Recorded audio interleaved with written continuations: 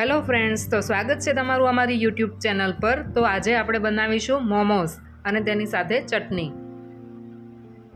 તો મિત્રો, તમે આ ચેનલ પર જો નવા છો તો પ્લીઝ ચેનલને લાઇક, શેર અને સબસ્ક્રાઈબ કરી દેજો। તો ચાલો સ્ટાર્ટ કરીએ આપણી રેસીપી। એક વાસણમાં મેં મેંદો લીધો છે, એમાં મોણ અને સ્વાદ અનુસાર નમક નાખ્યું છે અને ડો તૈયાર કરી લીધો છે। આપણે આને 10 થી 15 મિનિટ રેસ્ટ આપી દેવાનો છે। ત્યાં સુધી આપણે ટમેટાની ચટણી તૈયાર કરી। ચટણી બનાવવા માટે મેં ટામેટાં લીધા છે, લાલ મરચાં લીધા છે, એ આપણે ગરમ પાણીમાં સારી રીતે ગરમ કરી લઈશું।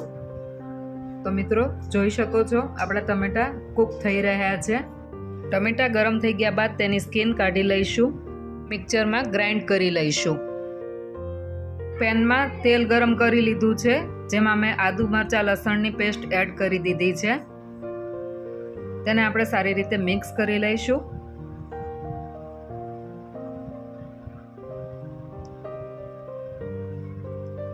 ત્યારબાદ મેં એમાં આપણે જે બનાવેલા રાખેલા હતા ટમેટાની પ્યુરી એડ કરીશું ચટણી માટેની।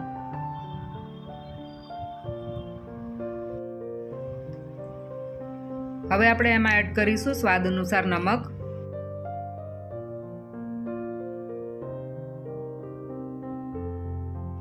અડધા લીંબુનો રસ એડ કરીશું,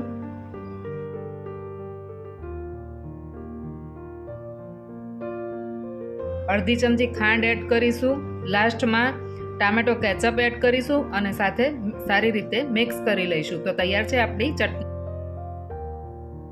સ્ટફિંગ બનાવવા માટે મેં લીધા છે કેપ્સિકમ, ડુંગળી, કોબી અને ગાજર। એક પેનમાં તેલ ગરમ કરી લીધું છે, જેમાં મેં એડ કર્યા છે આદુ, મરચાં, લસણની પેસ્ટ। તેને તેલમાં આપણે સારી રીતે કૂક કરી લઈશું।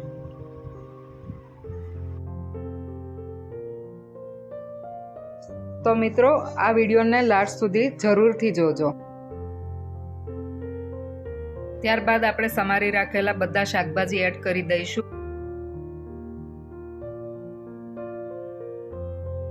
બધી જ વસ્તુને સારી રીતે મિક્સ કરી લઈશું અને આપણે તેનો મસાલો કરી લઈશું। મરી પાવડર અડધી ચમચી અને નમક સ્વાદ અનુસાર એડ કરીશું। બાંધી રાખેલો મેંદાના લોટની પૂરી વણી લીધી છે મેં, તેમાં આપણે બનાવી રાખેલું સ્ટફિંગ એડ કરીશું અને આવી રીતે એને ફોલ્ડ કરી લઈશું।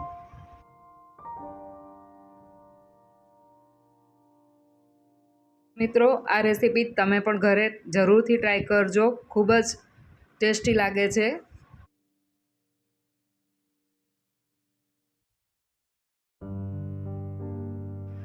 બધા જ મોમોસને આવી રીતે તૈયાર કરી લઈશું।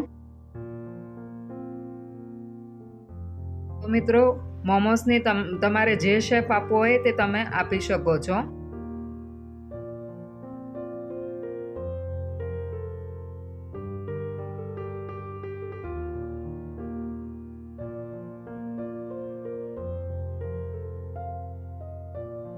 મોમોસ તૈયાર થાય ત્યાં સુધી મેં સ્ટીમરમાં થોડું પાણી એડ કરીને ગરમ કરી લીધું છે।